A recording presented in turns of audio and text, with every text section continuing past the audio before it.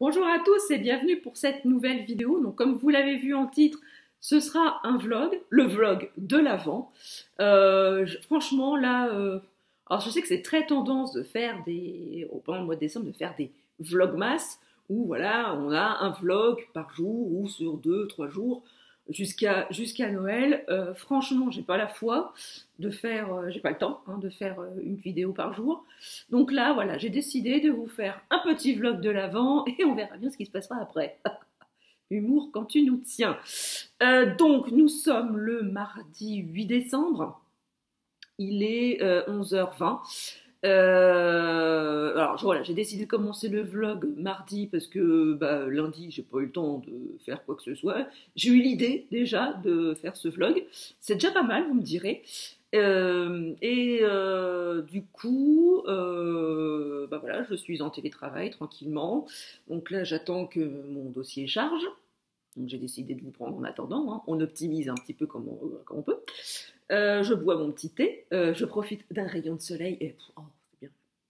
Donc là, pour vous raconter un petit peu ma vie, je travaille sur le canapé parce que, voilà, quand il y a du soleil, faut savoir que le canapé est juste à côté de la porte-fenêtre et que quand il y a un petit rayon de soleil, ça réchauffe ma vieille carcasse. Donc, du coup, je me pose sur le canapé tranquillement pour télétravailler.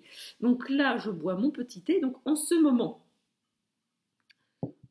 voilà, je suis dans le...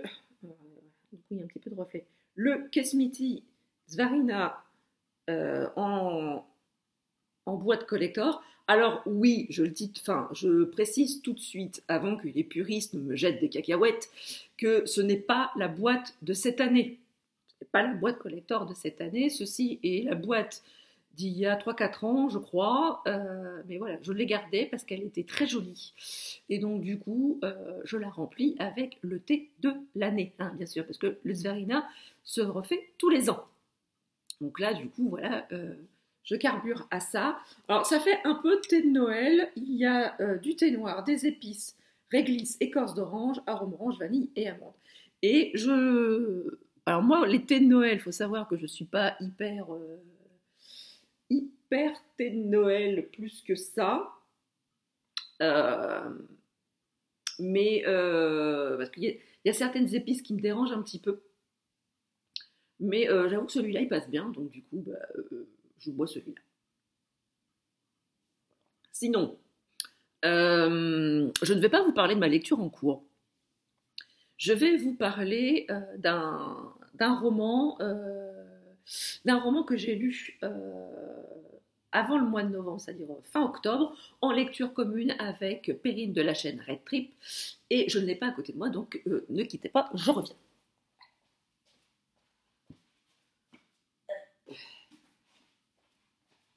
Ça se voit que je n'ai pas préparé mon truc. Voilà, et en plus de ça, vous avez une vue plongeante sur mes nichons. Bref, donc il s'agit de Zone d'anomalie d'Andriy Kokotuka, paru aux éditions Michel Lafon. Donc ce roman, je l'avais acheté au Quai du Polar en 2017. Alors je l'avais acheté parce que voilà, j'avais regardé la 4e de couverture et voilà, on parlait de l'explosion de la centrale nucléaire de Tchernobyl. Et là je me disais, waouh, super, un thriller qui se passe là-bas, ayant pour thème l'explosion nucléaire de Tchernobyl, c'est chouette. Parce qu'il faut savoir que Tchernobyl a explosé c'est 89 ou 86? Bref, je ne sais plus la date, je ne sais plus l'année, mais je me souviens parfaitement de la date, parce que la centrale a explosé le jour de mon anniversaire. Hashtag je suis Tchernobyl. Donc du coup, voilà, c'est quand même quelque chose, c'est quand même un événement qui marque quand même. Et je me suis dit, ouais, chouette, un polar qui se passe là-dessus, je signe tout de suite. Donc, alors il faut que je me remémore un petit peu le truc, parce que ça fait quand même 1 mois et demi que je l'ai lu. Voilà. Donc on a un journaliste qui travaille dans un journal un peu de faits divers et qui relate un peu des événements et des choses un petit peu bizarres. Et Victor un jour reçoit la visite d'une certaine Tamara qui lui raconte que elle n'a jamais connu son village natal, qui s'appelle Piglisney, qui se situe au nord de l'Ukraine, parce que ce village se trouve dans la zone qui proche de la centrale de Tchernobyl, et que du coup ce village a été irradié et que plus personne ne pouvait y vivre. Donc le village a été évacué et du coup c'est un village fantôme. Ceci étant, elle ressent un appel de ce village qui la pousse à y revenir. Et pourtant, elle n'y a jamais foutu les orteils, mais voilà, elle ressent un appel. Donc, elle encourage donc Victor à se rendre sur le site. Donc, il y va. Hein, il est pas hyper, voilà, il y va. Effectivement, il rencontre un village complètement mort et fantôme. Et voilà, pour lui, bon, effectivement, il se passe des choses un peu bizarres, mais sans plus. Et lorsqu'il revient de son expédition, il apprend que Tamara a disparu. Et donc là, du coup, son esprit journalistique est titillé et il va enquêter sur la disparition de Tamara. Alors, comment vous dire que ce roman, voilà, ça partait d'une bonne intention, mais moi qui l'avais acheté parce que le thème de Tchernobyl y était abordé, j'ai été franchement déçue. Parce qu'en fait, la thématique de Tchernobyl est abordée au début, voilà, c'est abordé au début comme un prétexte pour titiller Victor, et en fait, titiller Victor et le lecteur, hein, et en fait, on n'en parle plus jamais. Voilà, Tchernobyl n'est plus jamais abordé dans ce roman. J'ai eu aucune empathie vis-à-vis des personnages. J'ai trouvé Victor mollasson. Mais qu'est-ce qu'il est mou, ce garçon. Oh là là, mais il a rien pour le rattraper en plus. Hein. Il a vraiment rien pour le rattraper. Le personnage de Tamara, je ne l'ai trouvé pas très surfait. J'ai eu aucune empathie vis-à-vis d'elle. Et il y a le personnage de la juge d'instruction dans ce roman, il est traité mais d'une façon mais misogyne à mort. Oh là là les gars, alors effectivement, elle a pas, voilà, elle est pas belle, elle est, c'est pas moi qui le dis, hein, c'est comme ça qu'elle est décrite dans le roman. Elle est pas belle, elle est grosse. Et grosso modo, elle n'a qu'un seul intérêt dans la vie, c'est son boulot. Hein, étant donné que, bon, vu qu'elle n'est pas belle et qu'elle est grosse, personne ne s'intéresse à elle, il n'y a pas d'homme qui lui fait du gringue, donc forcément, il y a quelque chose à laquelle elle peut se raccrocher, c'est son job. Voilà, c'est une façon sympathique, hein, je trouve, de nos jours, hein, décrire une femme. Hein, voilà, t'as pas de vie sociale, t'as pas d'homme dans ta vie, t'as que ton boulot pour te raccrocher, sympa. Hein. Et puis alors, c'est... les mots utilisés pour la décrire, c'est franchement pas joyeux. Hein, donc, voilà, il y a vraiment qu'un seul personnage qui a peut-être eu un peu grâce à mes yeux, c'est le personnage de l'enquêteur, que j'ai trouvé quand même un peu humain.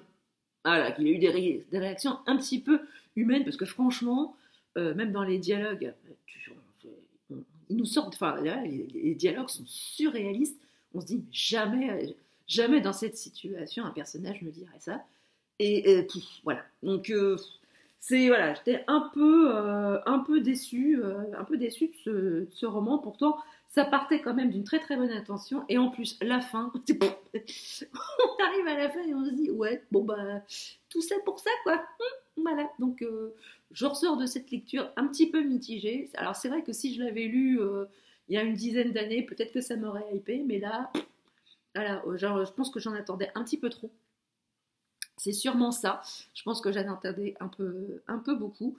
Donc voilà, c'est une petite déception. Et franchement, Perrine a eu exactement la même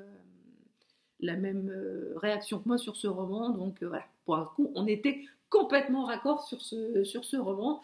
Donc, on ne sait jamais. Si vous l'avez lu, n'hésitez pas à me dire en commentaire ce que vous en avez pensé. Et si vous l'avez aimé, je serais ravie de vous lire. Voilà, donc c'est tout pour aujourd'hui. Je pense pas vous reprendre. Je pense pas vous reprendre aujourd'hui. Je vais reprendre. Mon dossier est enfin chargé, donc je vais reprendre ma journée de boulot. Sur ce, je vous souhaite une très très bonne journée et je vous dis à demain pour la suite de ce vlog. Bonjour à tous, nous sommes donc le jeudi 10 décembre. Je ne vous ai pas pris hier. Parce que hier, du coup, j'ai pas du tout vu la journée passer. La journée au boulot a été rude et productive. Donc, du coup, je vous reprends donc aujourd'hui. Je vais vous parler d'un roman que j'ai terminé. Il s'agit de L'emprise des sens de Sacha Herbel, paru aux éditions Au Trouble dans la version poche. Donc, ici, on va se transporter à la Nouvelle-Orléans avec Talia. Talia qui, au vu d'une énième déconvenue sentimentale, décide de boucler ses valises et de se payer des vacances à la Nouvelle-Orléans. Et dès son arrivée, elle sent que son séjour ne va pas être de tout repos. Car dès qu'elle pose les pieds à la Nouvelle-Orléans, elle est sujette à des cauchemars. À des cauchemars très réalistes, très sanglants. Et voilà, très très réaliste. Et elle se dit, oh, je ne sais pas ce qui se passe. Et puis, voilà, elle décide quand même malgré tout de profiter de son séjour pour faire un petit peu de tourisme. C'est pas la guide dans une boutique vaudou, spécialisée vaudou et magie noire, parce que voilà, quand on va à la Nouvelle-Orléans, la culture là-bas, c'est le vaudou quand même. Hein. On a énormément... cette culture est très très ancrée en Louisiane là-bas. Et voilà, on lui apprend, voilà, elle rencontre la patronne de la boutique qui va lui apprendre qu'elle a quand même un lien assez fort avec la magie noire. Bon, Talia la se dire, parce qu'elle est complètement persuadée qu'elle sort ce baratin à tous les touristes qui mettent les pieds dans sa boutique. Et elle décide donc voilà, de profiter un petit peu de son séjour et de faire du tourisme. Alors, elle goûte la cuisine locale, ça sent bon les épices, ça arrache même, hein, parce que combien de fois elle a senti le feu envahir ses papilles lors de ses pauses déj. Et voilà, ça swing. Voilà, on a l'ambiance un peu musicale de la Nouvelle-Orléans. Et elle décide donc du coup d'aller visiter le cimetière de la Nouvelle-Orléans. Et là, elle tombe sur une scène de crime. Et les quelques images qui lui reviennent lui font penser que le cauchemar qu'elle a fait était en fait le meurtre en réel qui a eu lieu dans ce cimetière. Et du coup, elle est interrogée par la police en tant que témoin. Et ils vont bientôt se rendre compte que ses talents de médium pourront les aider dans leur enquête. Donc, on fait la connaissance de Louis Lafontaine, le lieutenant qui va enquêter sur ces meurtres, de Basile, le médecin légiste, qui va avoir une petite romance avec Talia. Voilà, c'est mignon, c'est sympa, mais voilà, ça nous a fait, moi ça m'a fait rire, hein, parce que ils tombent quand même facilement. Ils sont tombés amoureux en même pas 2 heures. J'ai trouvé ça trop mignon. Bref, mais c'est bon, voilà, c'est pas ce qui fait le piment de l'histoire. Mais voilà, alors si vous ne croyez pas au vaudou, si vous ne croyez pas à la magie noire, si vous êtes hermétique à tout ça, passez votre chemin parce que c'est quand même le gros du roman. Voilà, il faut avoir quand même l'esprit ouvert. Voilà, je trouve que c'est quand même très bien fait parce que l'autrice a dosé subtilement un peu le fantastique et le surnaturel dans le roman où il y a beaucoup de psychologie, de profils psychologiques. Parce qu'elle a fait, voilà, elle a un diplôme en criminologie appliquée à l'expertise mentale. Donc elle est flic hein, quand même, elle est fonctionnaire de police.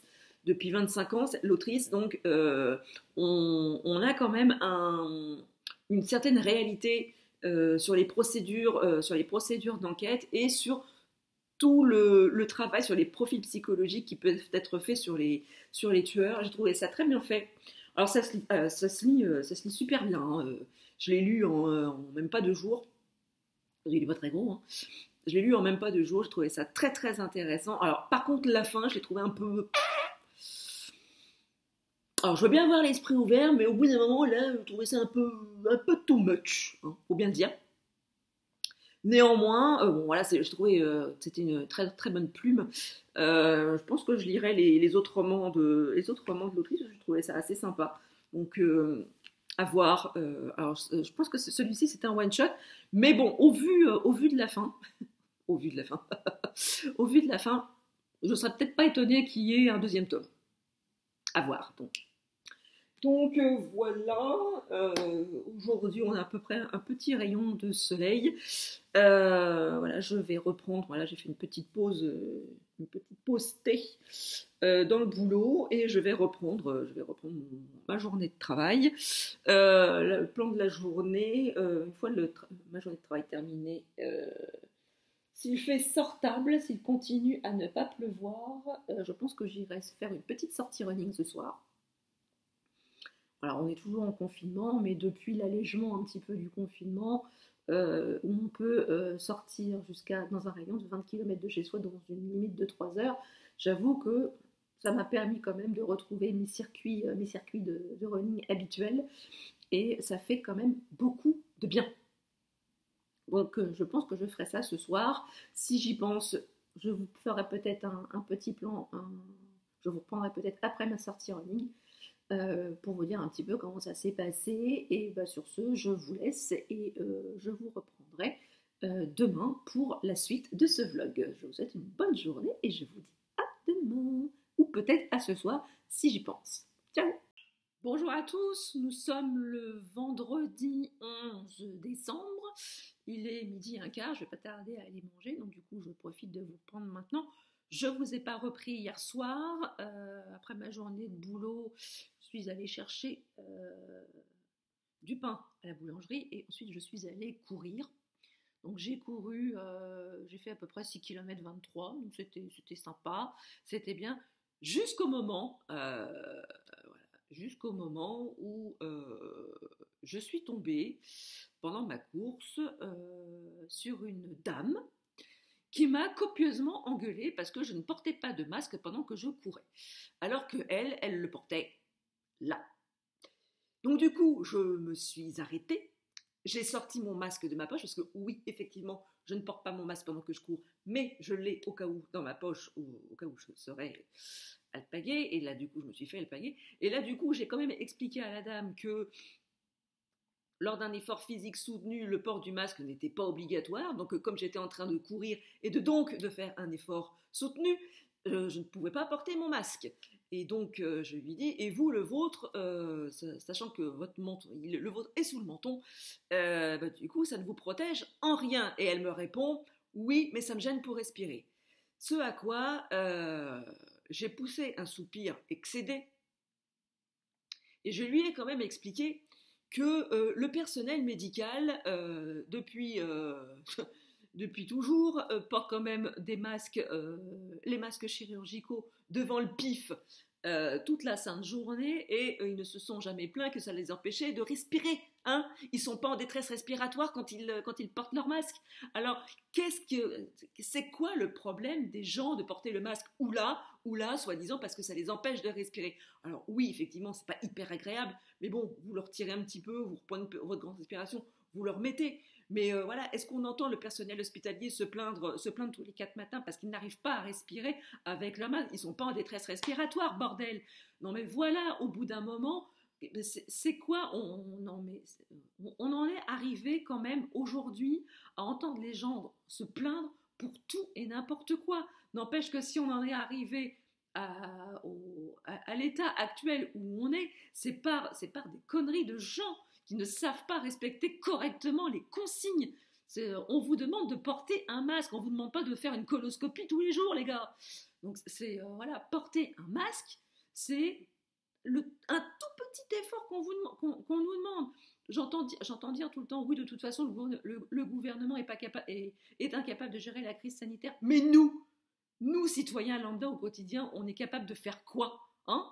C'est quoi, nous alors voilà, si les gens qui nous gouvernent ne sont pas capables de gérer la crise sanitaire, nous, à notre niveau, on est capable de faire quoi? On est capable de râler, on est capable de critiquer, mais on est incapable de donner des solutions au quotidien. Donc, j'ai copieusement engueulé la bonne femme. Sur ce, je suis repartie parce qu'elle me saoulait. Et elle est restée comme deux ronds de flanc. Bref, ça m'a saoulée. Et quand j'ai entendu après le Premier ministre qui nous sortait qu'on était en déconfinement à partir du 15 décembre, mais qu'on allait avoir un couvre-feu et qu'on allait avoir un couvre-feu pour le jour de l'an, ben voilà, on est arrivé à de telles conneries parce que y a des gens qui n'ont pas été capables de suivre un minimum de consignes et faire un minimum d'efforts pour le bien commun. Non, les gens pensent à leur gueule. Moi, quand je vois après le premier confinement qu'on disait « Ouais, le monde d'après, ça va être tellement solidaire, ça va être tellement génial », tu parles! Ça a été pire qu'avant. Les gens étaient encore plus cons qu'avant. Et franchement, c'est pas prêt de s'arranger. Et franchement, je sais pas comment 2021 va être. Niveau crise sanitaire, j'espère que ça ira quand même mieux.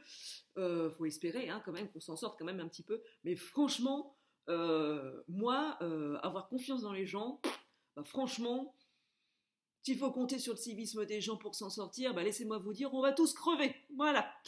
Donc voilà, la partie coup de gueule est terminée. Sinon, hier j'ai reçu, bien ici.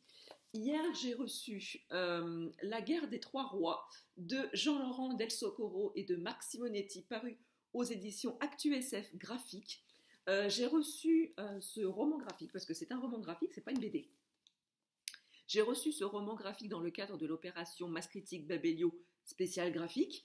Et voilà, j'ai jeté mon dévolu sur sur ce roman graphique que je trouve très sympa. C'est très joliment illustré. Voilà, on a ces choses-là. C'est assez aéré et on a un très joli signé comme ceci. Voilà, comme ceci. C'est du hardback.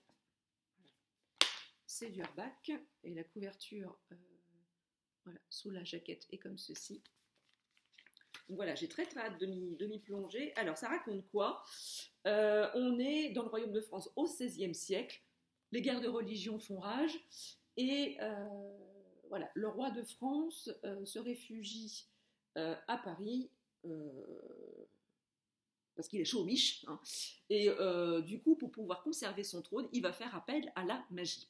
Donc voilà, on est quand même dans un roman graphique de science-fiction mêlant histoire et science-fiction, et voilà, j'ai très hâte de me plonger dans ce roman.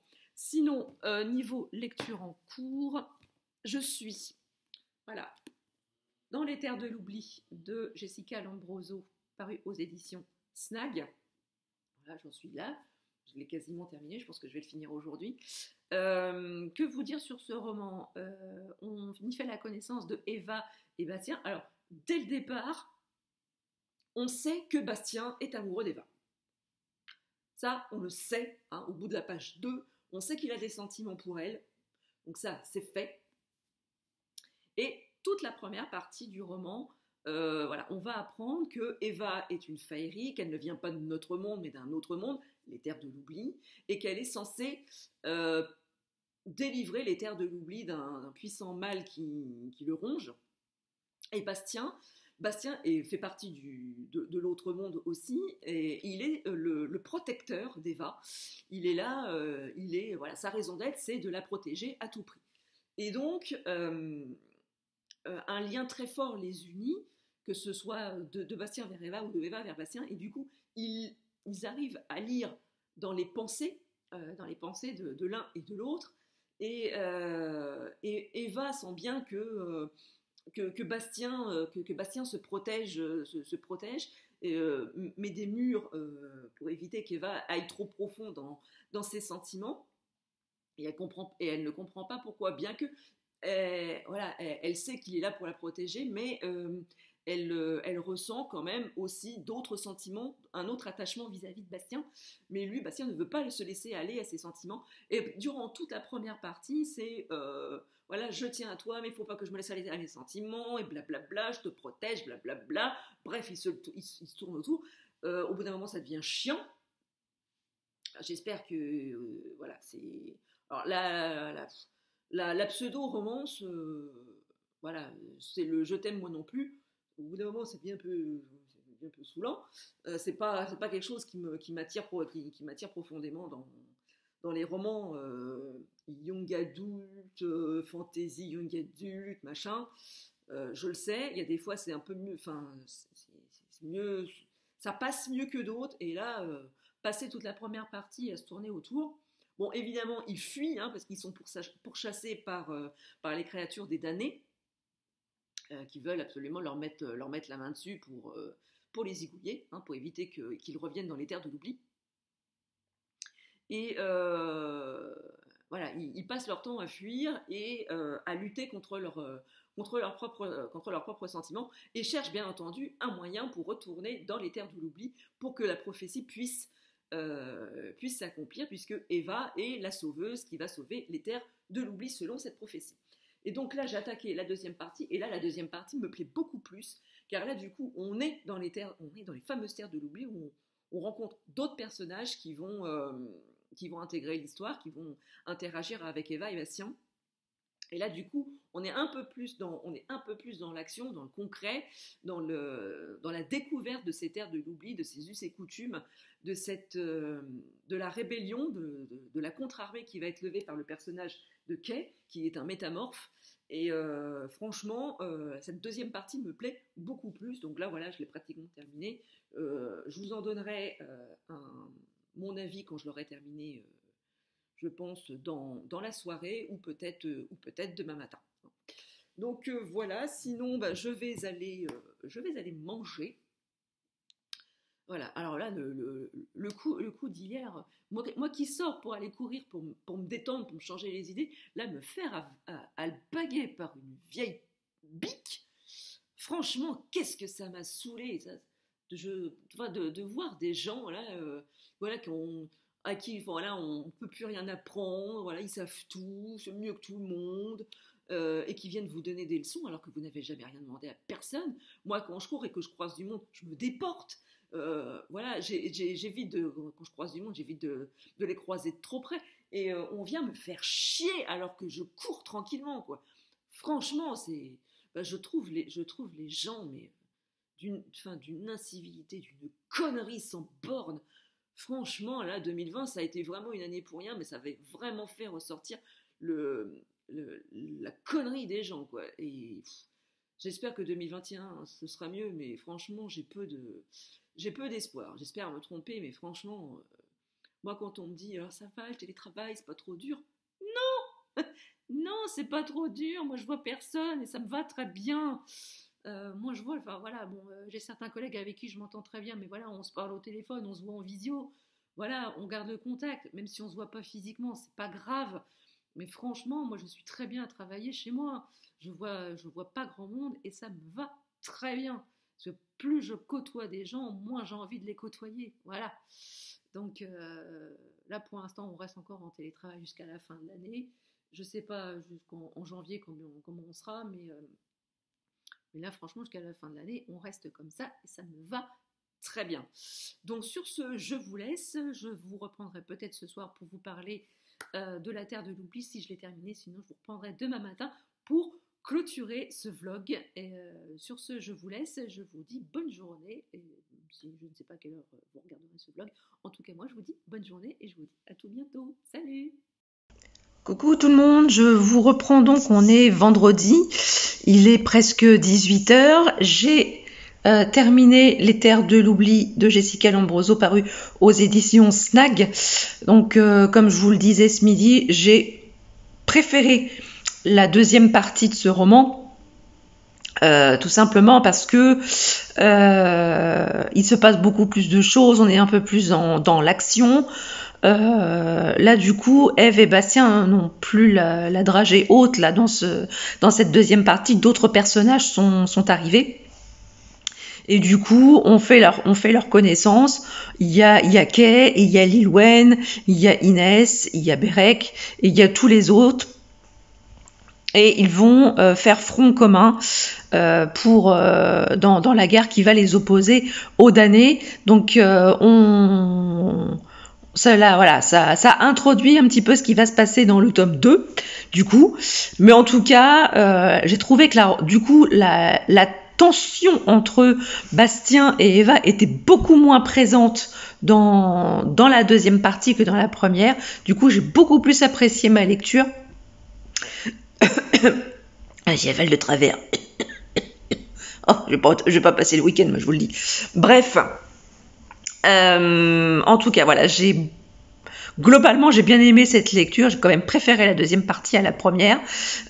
Surtout, dites-moi vous en commentaire si vous avez si vous l'avez déjà lu. Je serais ravie d'échanger avec vous en commentaire là-dessus. Sinon, je vais commencer une autre bricasse. Je vais commencer dès ce soir Immortel de J.R. Dos Santos, paru aux éditions Hervé Collins, n'importe quoi, Hervé Chopin.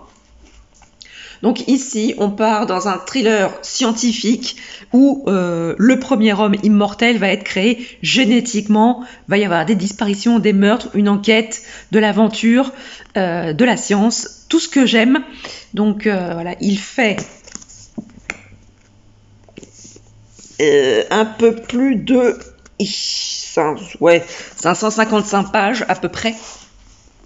Donc je vais le commencer là ce soir. Voilà, je pense que c'est une lecture qui va me tenir tout le week-end, je pense. Donc voilà tout ce que j'avais à vous dire. Là du coup j'attends mon chéri qui rentre, qui va pas tarder à rentrer, je pense. Ce soir on récupère les enfants pour le week-end, donc j'espère pouvoir bouquiner tranquillement. Donc comme on est encore confiné, on va pas trop bouger. On va pas encore trop bouger ce week-end. Peut-être aller courir dimanche matin d'ailleurs. Donc voilà, j'espère que pour vous la semaine a été bonne, que tout va bien pour vous, que vous avez quand même commencé à préparer vos cadeaux pour Noël. Même si cette année les fêtes n'auront pas la même saveur, mais au moins on pourra encore se retrouver, même si ce ne sera pas dans les mêmes conditions que les autres années.